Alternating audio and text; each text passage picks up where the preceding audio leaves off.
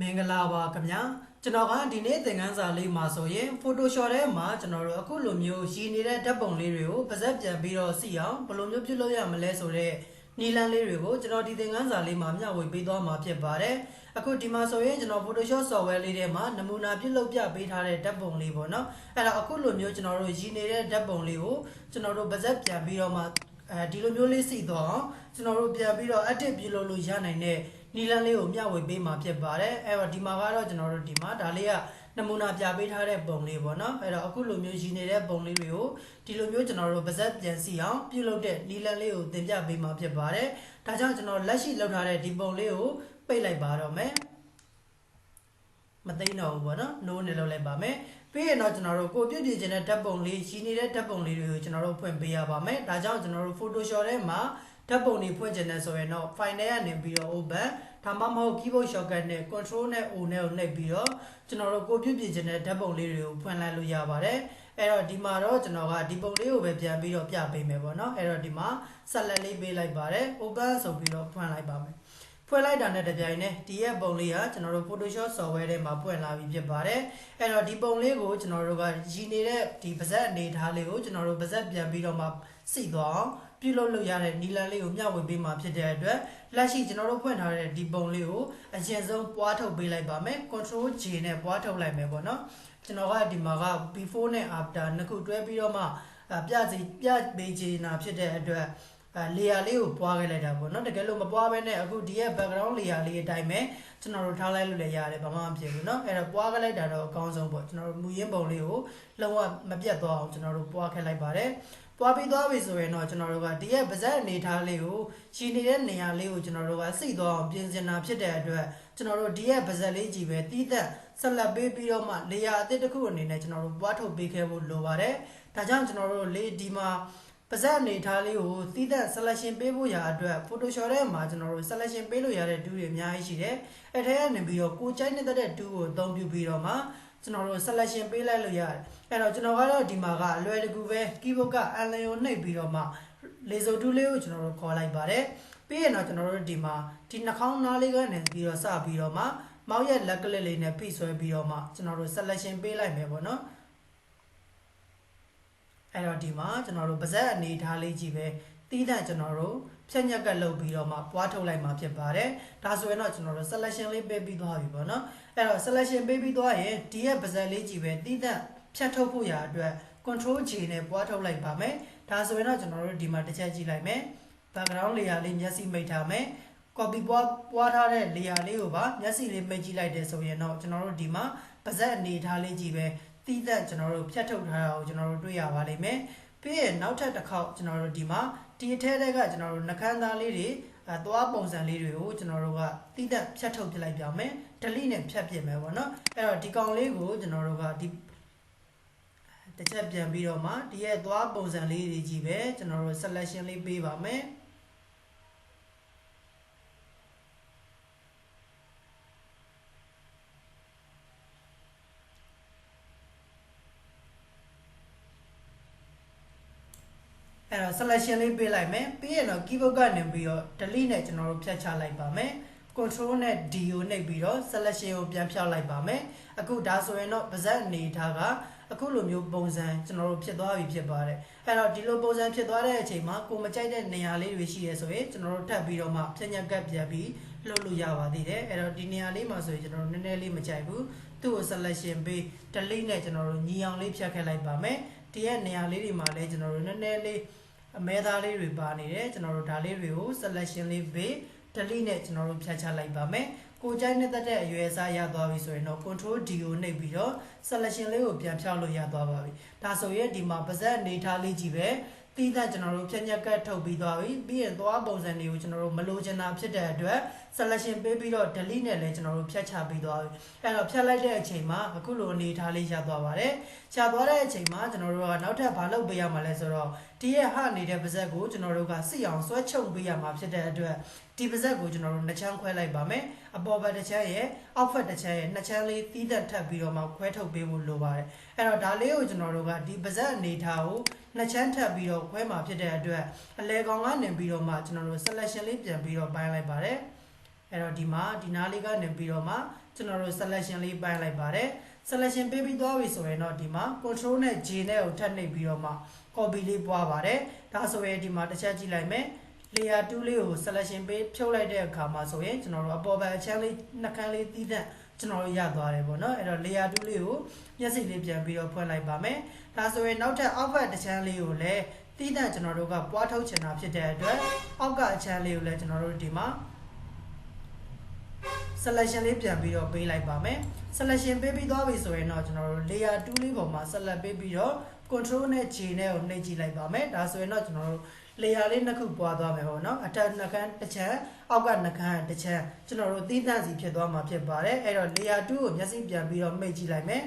layer 4ကိုမျက်စိမှိတ်ကြည့်လိုက်မယ်ဆိုရင်ဒါကအပေါ်နှစ်ခမ်းလေးပေါ့နော် layer 3ကအဲ့တော့ layer 4ကတော့အောက်ဖက်နှစ်ချမ်းဒီနှစ်ခမ်းလေးဖြစ်ပါတယ်အဲဒီလိုမျိုးကျွန်တော်တို့တစ်ချမ်းစီသီးသန့်ခွဲထုတ်ပြီးသွားပြီဖြစ်ပါတယ်အဲ့တော့ဒီကောင်လေးတွေတော့ကျွန်တော်တို့တခြား layer လေးကိုတော့နားလည်ထားမှရမယ်နော်အဲ့တော့ layer 3လေးကကျွန်တော်တို့အပေါ်နှစ်ခမ်း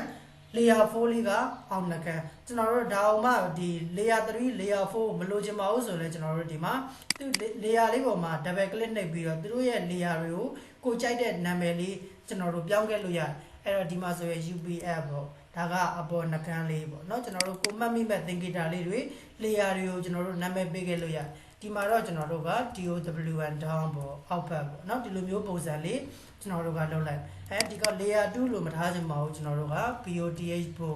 နှစ်ခုစလုံးကျွန်တော်တို့ပါတယ်ပေါ့เนาะအပေါ်အောက်ကောပါဇက်နှစ်ခုလုံးပါတယ်အဲဒီလိုမျိုးပုံစံလေးတွေကျွန်တော်တို့အမှတ်အသားလေးတွေ layer မှာလည်းပြုလုပ်လိုက်ခဲ့လို့ရတယ်အဲ့တော့ဒါဆိုရင်ဒီမှာအပေါ်နှကန်းလေးကိုကျွန်တော်တို့စပြီးတော့မှအောက်ဘက်နှကန်းလေးနဲ့စီသွားအောင်ဆွဲပြီးတော့မှချုပ်ပါမယ်ချုပ်ဖို့ရာအတွက်အဲ့ဆိုတဲ့ layer လေးကို select လေးပေးထားရမယ် select ပေးပြီးသွားပြီဆိုရင်တော့ကျွန်တော်တို့ active menu တွေကနေပြီးတော့မှ purple word ဆိုတာလေးကိုကျွန်တော်တို့ယူလိုက်ပါမယ်ယူပြီးသွားပြီဆိုရင်တော့ကျွန်တော်တို့ဒီရဲ့ purple word ကိုအသုံးပြုပြီးတော့မှအပေါ်နှကန်းနဲ့အောက်နှကန်းကိုစီအောင်ကျွန်တော်တို့ဆွဲချုပ်မှာဖြစ်ပါတယ်အဲ့တော့ချုပ်ဖို့ရာအတွက် purple word ကိုယူထားလိုက်တယ်ပြီးရင်တော့ကျွန်တော်တို့ဘယ်နေရာလေးကနေစပြီးတော့မှချုပ်ကျင်တာလဲကျွန်တော်တို့ purple word လေးနဲ့ဒီမှာအမှတ်အသားလေးတွေကျွန်တော်တို့ pointer လေးတွေထောက်ခဲလိုက်မယ်ဒီဘက်နှကန်းသားလေးကိုကျွန်တော်တို့ကပါမသွားစေချင်ဘူးအမှတ်သားလေးတွေမှတ်ခဲ့လိုက်တယ်ဒီဘက်နှကန်းကိုလည်းကျွန်တော်တို့ဆွဲချုပ်လိုက်တဲ့အချိန်မှာပါမသွားစေတာဖြစ်တဲ့အတွက်ဒီမှာလည်းကျွန်တော်တို့အမှတ်အသားလေးတွေကျွန်တော်တို့မှတ်ခဲ့လိုက်တယ်ပြီးရင်အပေါ်ကိုလည်းကျွန်တော်တို့ဒီမှာအမှတ်အသားလေးတွေကျွန်တော်တို့ထောက်ခဲလိုက်ပါမယ်ပြီးရင်တော့ဒီအလဲကောင်ကနေစပြီးတော့မှကျွန်တော်တို့အောက်ကိုနည်းနည်းလေးဆွဲချုပ်ကြည့်မယ်အဲဒီလိုပုံစံလေးတွေကျွန်တော်တို့ဆွဲချုပ်လိုက်မယ်ဆွဲချုပ်လိုက်ပါမယ်ဒါကတော့ကျွန်တော်တို့ပါဇက်အနေအထားအရာပေါ့เนาะကျွန်တော်တို့ဟနေတဲ့ပါဇက်ကိုပြန်ပြီးတော့မှစီကျင်တာဖြစ်တဲ့အတွက်ဒီလိုပုံစံလေးတွေကျွန်တော်တို့လိုက်ပြီးတော့မှဆွဲချုပ်ပေးရပါမယ်အဲ့တော့အတက်နိုင်ဆုံးဆွဲချုပ်ပေါ့เนาะအဲ့တော့ဒီနေရာချုပ်တဲ့နေရာလေးမှာတော့ကျွန်တော်တို့စိတ်ရှိရှိနဲ့ထားပြီးတော့မှချုပ်ပေးဖို့လိုတယ်เนาะဒါလေးကတော့ကျွန်တော်တို့တက်ရမှာရပါမယ်အဲ့တော့အခုဒါဆိုရင်အပေါ်နှကန်းလေးကဒီလောက်အနေထားလေးချုပ်ပြီးသွားပြီဆိုရင်ကျွန်တော်တို့ပြီးမှထပ်ပြီးတော့လိုအပ်တယ်ဆိုရင်ထပ်ပြင်မယ်ပေါ့เนาะအဲ့တော့ဒီနှကန်းလေးကိုဒီတိုင်းလေးပဲထားလိုက်မယ်အောက်ကနှကန်းလေးကိုကျွန်တော်တို့အပေါ်ကိုထပ်ပြီးတော့မှဆွဲထပ်ပြီးတော့ချုပ်မယ်ပေါ့เนาะအပေါ်နှကန်းကိုတော့ဒီတိုင်းထားခဲ့လိုက်ပါမယ်အဲ့တော့ကိုစိတ်ကြိုက်ဖြစ်သွားပြီဆိုရင်တော့ keyboard က enter လေးခောက်ပေးလိုက် enter ခောက်လိုက်တာနဲ့တပြိုင်တည်းကျွန်တော်တို့အခုလိုမျိုးပုံစံလေးကျွန်တော်တို့ရသွားပါပြီဒါဆိုရင်နောက်ထပ် down ဆိုတဲ့ layer လေးကိုအောက်နှကန်းလေးကို select လေးပေးပါမယ်သူ့ကိုလည်းကျွန်တော်တို့က active menu တွေကနေပြီးတော့ purple word ကိုသုံးပြီးတော့မှအပေါ်နှကန်းလေးနဲ့စီအောင်ဆွဲပြီးတော့ချုပ်ပါမယ်ကျွန်တော်တို့ဒီမှာအမှတ်အသားလေးတွေကျွန်တော်တို့လိုက်ပြီးတော့မှမှတ်ပါမယ်ဒါလေးတွေကကျွန်တော်တို့မှတ်မထားဘူးဆိုရင်သူကနှကန်းတွေကအကုန်လုံးရွက်အကုန်ပါเนาะအဲဒီလိုမျိုးတွေကျွန်တော်တို့ကရွက်မကုန်အောင်ဒီလိုမျိုးကျွန်တော်တို့ကအမှတ်အသားလေးတွေလိုက်ပြီးတော့မှထောက်ပေးရတာဖြစ်ပါတယ်အဲ့တော့ထောက်ပြီးသွားပြီဆိုရင်တော့ကိုဆွဲချုံကျင်တဲ့နေရာလေးကနေပြီးတော့မှကျွန်တော်တို့အခုလိုမျိုးလေးအပေါ်နှကန်းကိုကျွန်တော်တို့ရအောင်ဆွဲပြီးတော့မှချုံလိုက်ပါမယ်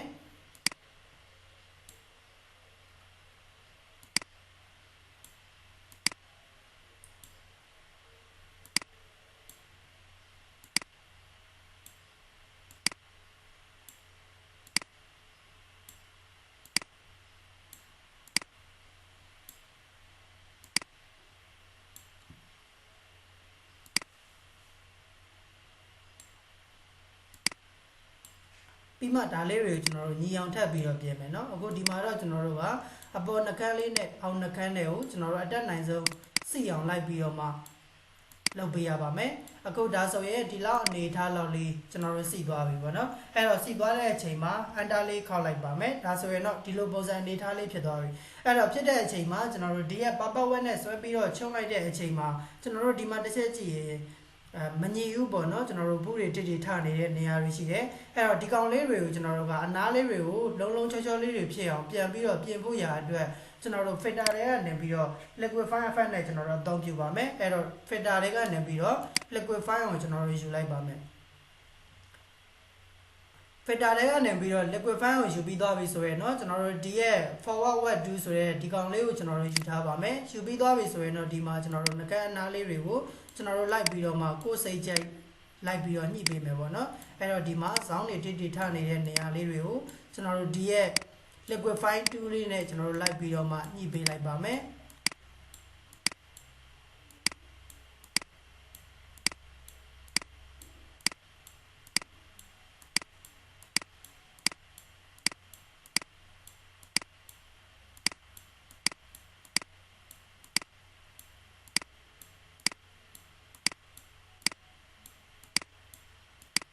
သူကတားကြီးများသွားရင်လည်းကြီးလို့မကောင်းတော့ဘူးเนาะဒါလေးကိုကျွန်တော်တို့ကအတက်နိုင်ဆုံးလေးညီအောင်လုပ်ပြီးသွားပြီဆိုရင်เนาะ okay နှိပ်လိုက်ပါမယ်ဒါဆိုရင်တော့ဒီမှာအောက်နှကန်းအနေထားရဆိုတော့အဆင်ပြေသွားပြီပေါ့เนาะအဲ့တော့အပေါ်နှကန်းကိုလည်းကျွန်တော်တို့ညီအောင်လုပ်ပါမယ်အဲ့ဆိုတဲ့ layer လေးမှာဆက်လက်ပေးပါမယ် filter တွေကနေပြီးတော့ liquify ကိုကျွန်တော်တို့ထပ်ပြီးတော့ဝင်ပါမယ်အဲ့တော့ liquify ယူပြီးသွားပြီဆိုရင်တော့ကျွန်တော်တို့ဒီမှာပူတွေထိပ်တွေဖြစ်နေတဲ့နေရာလေးတွေကိုကျွန်တော်တို့တက်နိုင်ဆုံးလိုက်ပြီးတော့မှညှိပေးပါမယ်အောက်ကိုဆွဲချမယ်ပေါ့နော်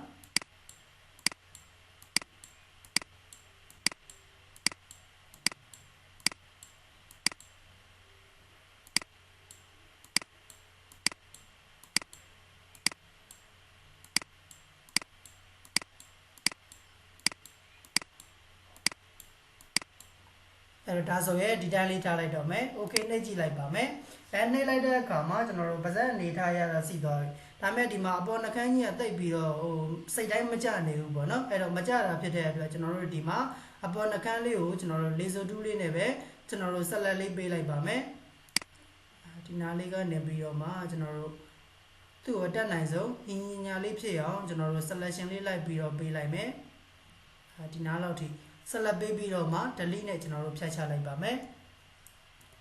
control D နှိပ်ပါတယ်ဒါဆိုရင်တော့ကျွန်တော်တို့ဒီမှာပါဇက်နှကန်းကတော့နည်းနည်းလေးစီသွားပြီပေါ့နော်အဲ့တော့ကိုမကြိုက်တဲ့အပိုင်းလေးတွေထပ်ပြီးတော့ရှိနေသေးတယ်ဆိုရင်ကျွန်တော်တို့ထပ်ပြီးတော့ပြပြင်လို့ရပါသေးတယ်အဲ့တော့ဒါဆိုရင်ကျွန်တော်တို့အတက်နိုင်ဆုံးတော့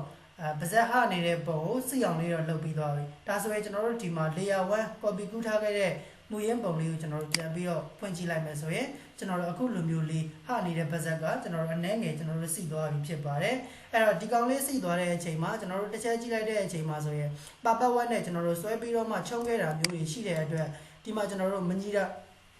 အသားအရည်မညီတာတွေကျွန်တော်တို့မြင်တွေ့နေရတယ်ပေါ့နော်အဲ့တော့ဒီလိုမျိုးကျွန်တော်တို့အသားအရည်မညီနေတာလေးတွေကိုနည်းနည်းပါးပါးလေးထပ်ပြီးတော့ပြုပြင်ဖို့ရအတွက်မလိုအပ်တာလေးတွေဒီမှာဖြတ်ပြစ်ဖို့လိုတယ်အဲ့တော့ဖြတ်ဖို့ရအတွက် keyboard ကနေ E ကိုနှိပ်ပြီးတော့ eraser tool လေးကိုခေါ်ပါမယ် right click နှိပ်ပြီးတော့မှဒီမှာနည်းနည်းလေးအနားလုံးတာလေးကိုယူပြီးတော့မှဒီမှာကျွန်တော်တို့မလိုအပ်တဲ့အပိုင်းလေးတွေတိတာထင်ရှားနေတဲ့ဒီကောင်လေးတွေကိုကျွန်တော်တို့အနည်းငယ်လိုက်ပြီးတော့မှမထင်ရှားအောင်ပေါ့နော်ဖြတ်ပေးလိုက်ပါမယ်အဲ့တော့ဒါဆိုရင်သိပ်ပြီးတော့မတိတာတော့ဘူးပေါ့နော်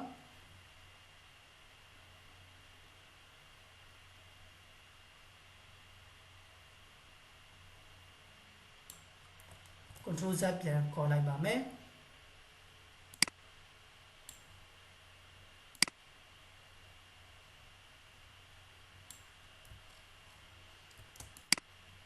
အဲ့တော့ဒီနှကန်းသားလေးမှာလည်းကျွန်တော်တို့တိတ်ပြီးတော့မကြိုက်နေသေးဘူးနည်းနည်းလေးတောင်ခွဲအစလေးနဲ့သေးပါတယ်ပြီးရင်တော့ဒီမှာနည်းနည်းအနားပြတ်တာလေးကိုယူပြီးတော့မှဒီကောင်လေးတွေကျွန်တော်တို့အမဲနှကန်းသားလေးတွေကိုကျွန်တော်တို့ဖြတ်ပေးပါမယ်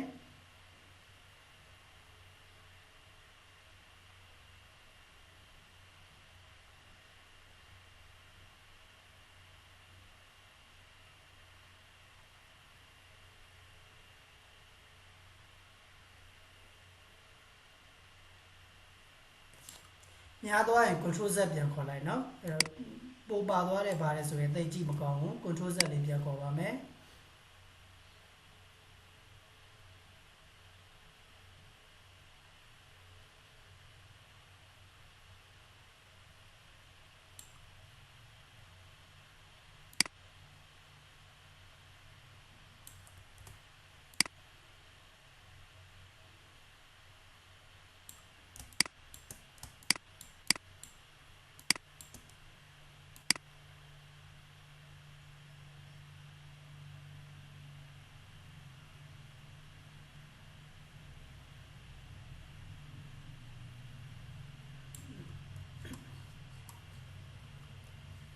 အခုဒါဆိုရင်ကျွန်တော်တို့ဒီမှာအနားလေးတော့စိပြီးသွားပြီပေါ့နော်ဒါဆိုကျွန်တော်တို့ဒီမှာတစ်ချက်ကြည့်လိုက်မယ်အောက်က background layer လေးပါပြန်ပြီးတော့မှမျက်စိပြန်ပြီးတော့ဖွင့်လိုက်ပါမယ်ကျွန်တော်တို့ before နဲ့ after ကျွန်တော်တို့တစ်ချက်အနေထားလေးကိုကြည့်ကြည့်ပါမယ်အဲ့တော့ဒီအပေါ်ကကျွန်တော်တို့ဒီကောင်လေးနှစ်ခုကကျွန်တော်တို့ပြင်ထားတဲ့ဟာလေးပေါ့နော်အဲ့တော့သူတို့နှစ်ခုကိုဆက်လက်ပေးပြီးတော့ control E နဲ့ကျွန်တော်တို့ layer လေးတွေပေါင်းပြလိုက်ပါမယ်ပေါင်းပြီးသွားပြီဆိုရင်တော့ before after ကျွန်တော်တို့ကြည့်လို့ရသွားပါပြီအဲ့တော့မျက်စိလေးဖွင့်ကြည့်လိုက်မိတ်ကြည့်လိုက်မယ်ဒါကတော့ကျွန်တော်တို့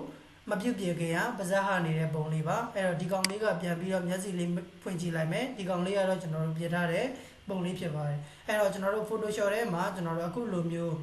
ပါဇက်ဟာနေတဲ့ဓာတ်ပုံတွေကိုပြန်ပြီးတော့မှစီအောင်ပြုလုပ်ချင်တယ်ဆိုရင်တော့ဒီနီလန်လေးအတိုင်းကျွန်တော်တို့ပြုလုပ်ပေးလို့ရပါတယ်အဲ့တော့ဒီကောင်လေးမှာဆိုရင်တော့တိတ်ပြီးတော့မတက်မရက်ဖြစ်နေသေးတယ်ပေါ့နော်တကယ်လို့ကိုယ်လေ့ကျင့်တဲ့အခါမှာဆိုရင်တော့တိထက်ပို့ပြီးတော့မှတက်ရမှုရှိအောင်ပုံလေးတွေပြင်တဲ့အခါမှာတေချာအသေးစိတ်လုပ်ပေးဖို့လိုတယ်ပေါ့နော်အဲ့တော့ကျွန်တော်ကတော့ဒီမှာကသင်ခန်းစာအနေနဲ့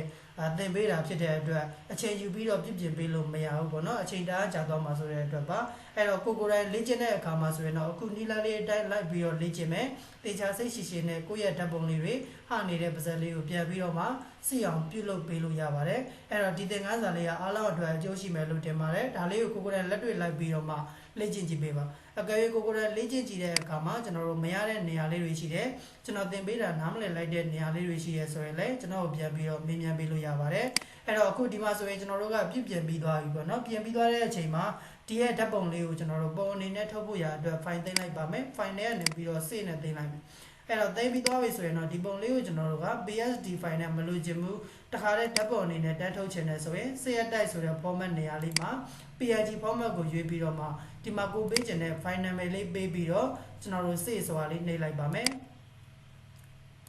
save နှိပ်လိုက်ပါဒါဆိုရင်တော့ဒီပုံလေးကကျွန်တော်တို့ဓာတ်ပုံအနေနဲ့ file သိမ်းပြီးသားလေးဖြစ်သွားပါပြီအဲ့တော့ကျွန်တော်တို့တစ်ချက်ကြည့်ကြည့်လိုက်ပါမယ်ကိုသိမ်းထားတဲ့နေရာလေးမှာသွားပြီးတော့ဖွင့်ကြည့်မယ်ပေါ့နော်အဲ့တော့ဒီပုံလေးကကျွန်တော်တို့ပြင်ထားတဲ့ဓာတ်ပုံလေးရသွားပါပြီအခုဒါဆိုရင်ရသွားပြီပေါ့နော်ကျွန်တော်တို့ပါဇက်အနေထားလေးကကျွန်တော်တို့စိတ်သွားပြီဖြစ်ပါတယ်အဲ့တော့ဒီသင်ခန်းစာလေးကိုကျွန်တော်ဒီမှာပဲရနာလိုက်ပါမယ်ဒါလေးကိုကိုယ်ကိုယ်တိုင်လက်တွေ့လိုက်ပြီးတော့မှလေ့ကျင့်ကြည့်ပေးပါအားလုံးအဆင်ပြေကြပါစေခင်ဗျာ